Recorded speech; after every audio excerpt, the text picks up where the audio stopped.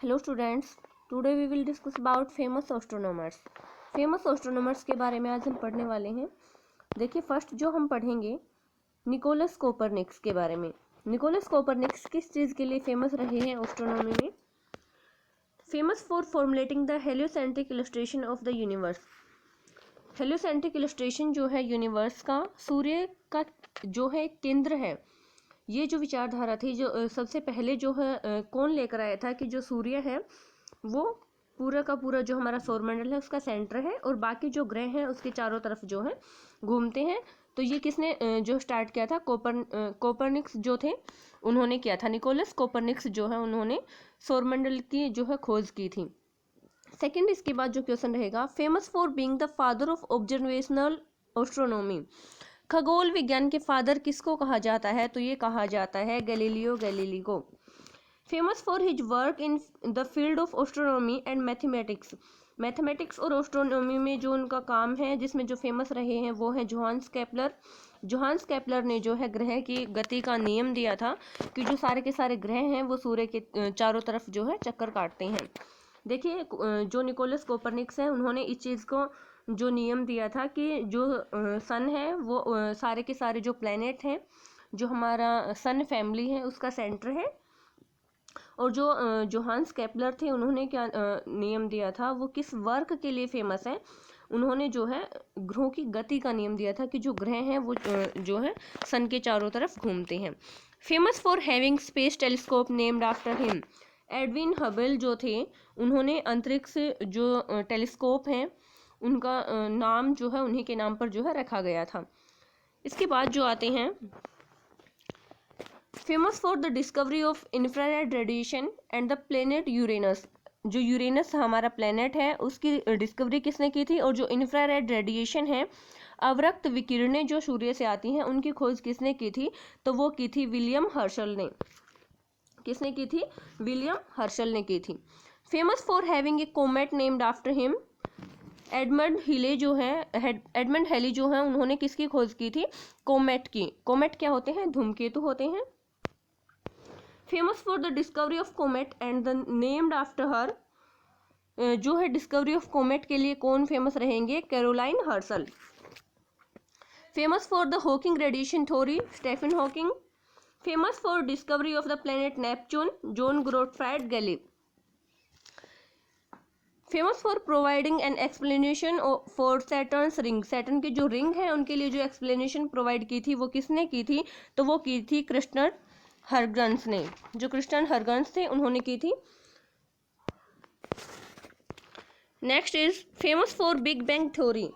Big bang theory के लिए famous कौन है? तो वो है George Gamow. Famous for the discovery of pulsars. Pulsars की डिस्कवरी के लिए कौन फेमस है? तो ये जो प्लेसर्स है क्या है? एक तारा है, तो इसके लिए फेमस रहेंगे आपके Jocelyn Bell Burnell. Famous for the theory of supernova. Supernova और जो डार्क मैटर है, देखिए सुपरनोवा यहाँ पर एक प्रोसेस होती है, तारे का एक भयंकर विस्फोट होता है, उसको सुपरनोवा कहा जाता है। तो सुपरनोवा और डार्क मैटर के लिए कौन फेमस रहेंगे? ये रहेंगे फिट्जजीविकी। Famous for the nebular hypothesis. Nebular hypothesis के लिए और जो मैथमेटिकल एस्ट्रोनॉमी है उसके लिए कौन फेमस रहेंगे? Pierre Simon Laplace. तो यहाँ पर हमने कुछ एस्ट्रोनॉमर्स के बारे में पढ़ा। यहाँ पर आपके लिए हमने जो है एक ये आपकी स्पेस क्विज है जिसको हम डिस्कस करेंगे। What is the closest planet to the sun. Sun के सबसे क्लोजेस्ट प्लैनेट कौन सा है? मरकरी रहेगा। What is the name of the second biggest planet in our solar system? Saturn. What is the hottest planet in our solar system? Venus. What planet is famous for its big red spot on it? Jupiter. What planet is famous for the beautiful ring that surround it? Saturn. अपने चारों तरफ जो है rings के लिए कौन सा जो प्लैनेट है वो फेमस है? Saturn. Can humans breathe normally in space as they can on Earth. जैसा कि हम अर्थ पर सांस ले सकते हैं, क्या इसी तरीके से हम ब्रीथ जो ले सकते हैं, सांस ले सकते हैं नॉर्मली स्पेस में भी? नहीं। Is the sun a star और ए प्लैनेट? सन क्या है? एक स्टार है। Who was the first person to walk on the moon. Moon के ऊपर वॉक करने वाला first person? Neil Armstrong. Neil Armstrong जो है वो मून के ऊपर वॉक करने वाले पहले इंसान थे। What planet is known as the red planet? Mars. Red planet किसको कहा जाता है? मार्स को कहा जाता है। What is the name of the force holding to the Earth? Earth के ऊपर कौन सा फोर्स है जो सारी चीज़ों को अपनी तरफ खींचता है? तो वो अर्थ की ग्रेविटी है, ग्रेविटेशनल फोर्स उसको कहा जाता है।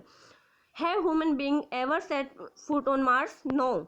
What is the name of a place that uses telescope and other scientific equipments to research space and astronomy? उसका नाम क्या होता है? एन ऑब्जर्वेटरी, एक वैधशाला उसको हम कह सकते हैं।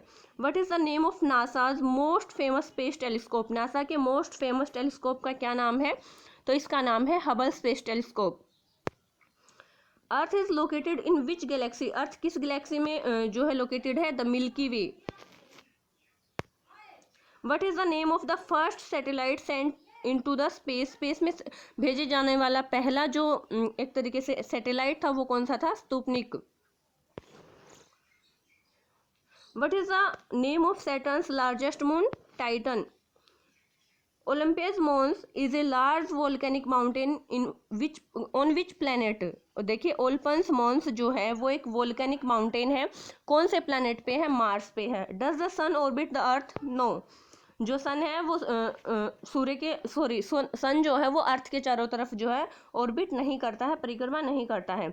Is the planet Neptune bigger than the earth? जो प्लेनेट नेपच्यून है क्या वो अर्थ से बड़ा है? यस, ये अर्थ से बड़ा है। तो आज हमने किसके बारे में पढ़ा है? फेमस एस्ट्रोनॉमर्स के बारे में, और जो हमारा सौर मंडल है उसके बारे में पढ़ा है।